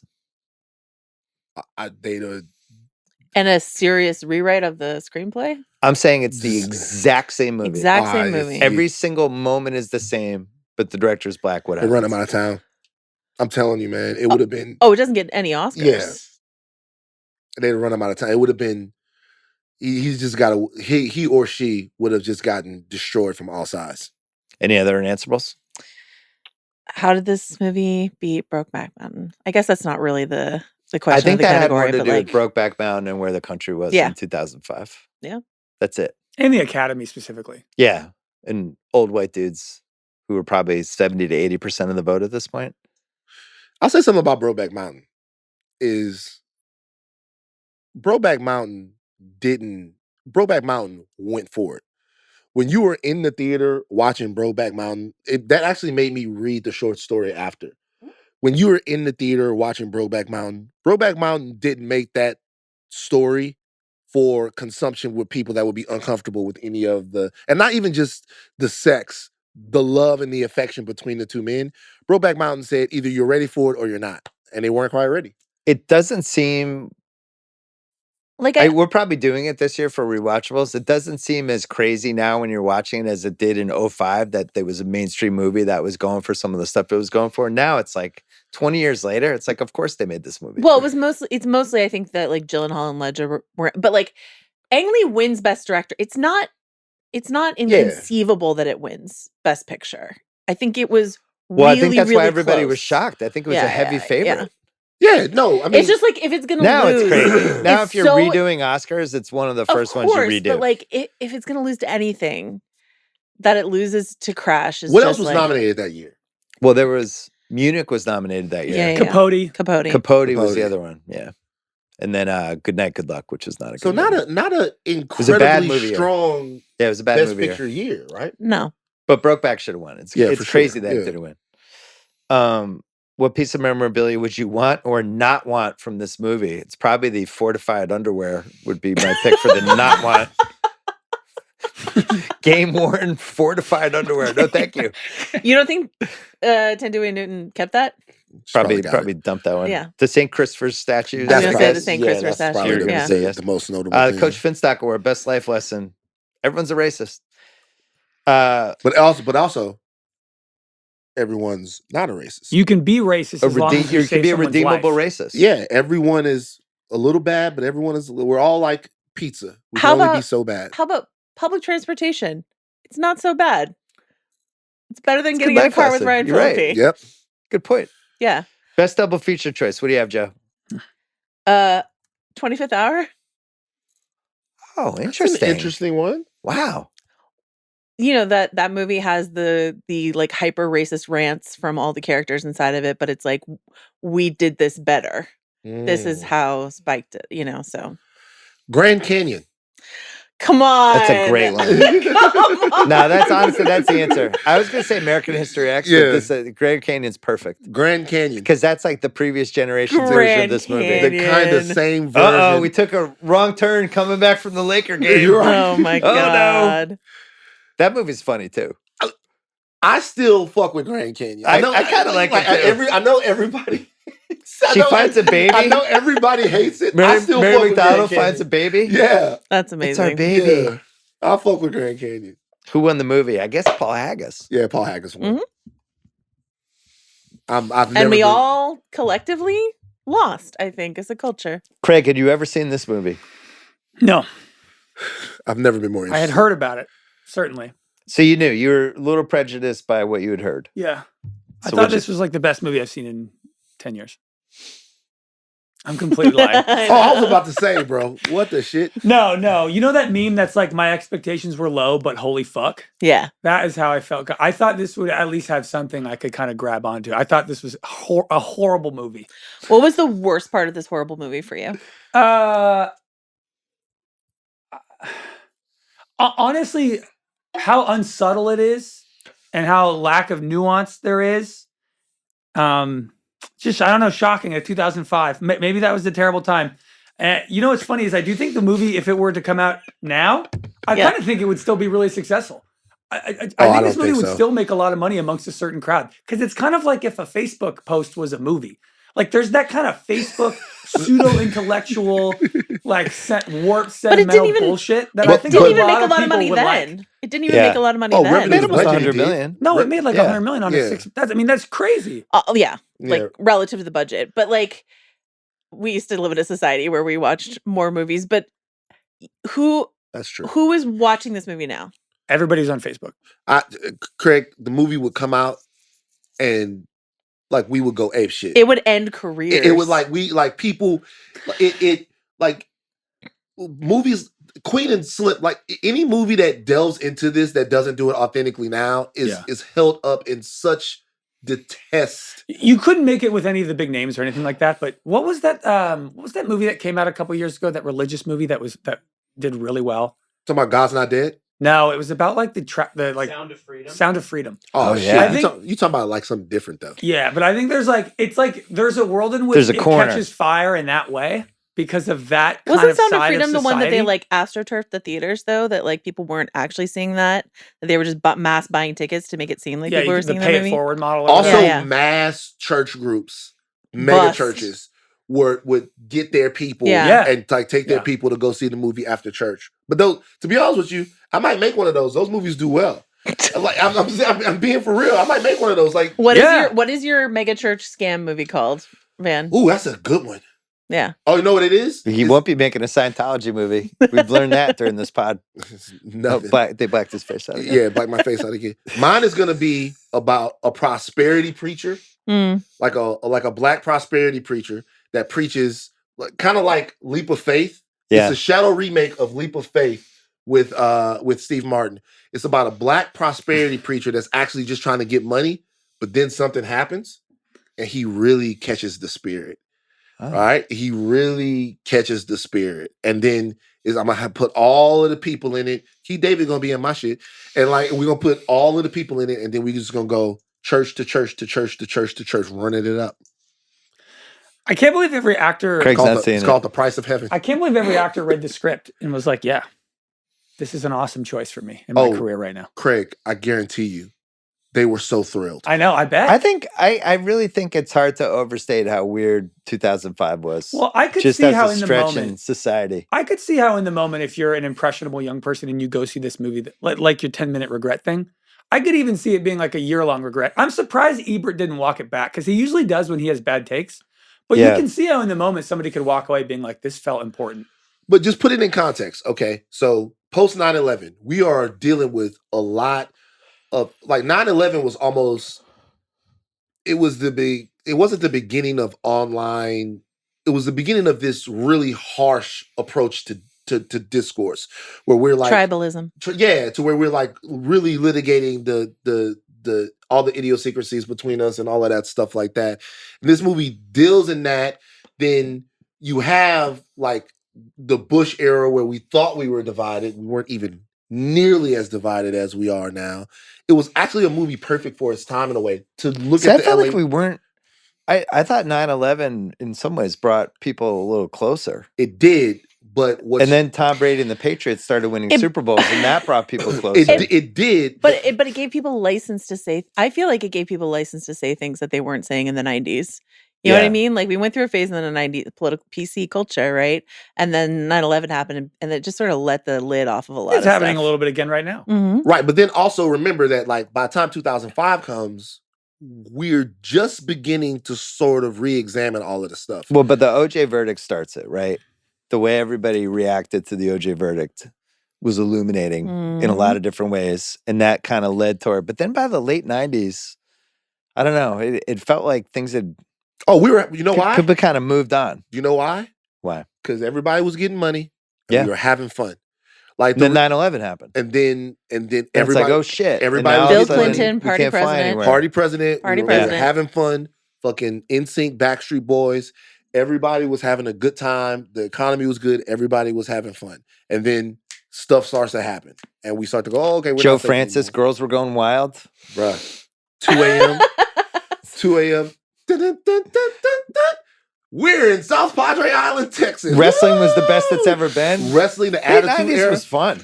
The 90s was nothing better fun. than the 90s. The movies were great. Nothing TV better than shows the were 90s. coming The on. music was You would have amazing. loved the late 90s, Greg. I was there kind of. Internet was starting. Internet was just starting. Yeah. It was a great. It's good times. Was the internet a amazing mistake? time. The what? Was the internet a mistake? It was inevitable. Yeah, it was inevitable. That's what we're saying about AI right now. I thought the Cambodian children part, I was like, all right, we've gone one step too far. We didn't need that. That's what broke you. I was like, what are we even like? What are we doing at this point? Craig made it almost all the way through the movie, and then we broke there's a bunch him. of Cambodian children and women in it. I'm like, all right, Paul, come on here. Another Also- reason why everybody did it is because of Paul Haggis.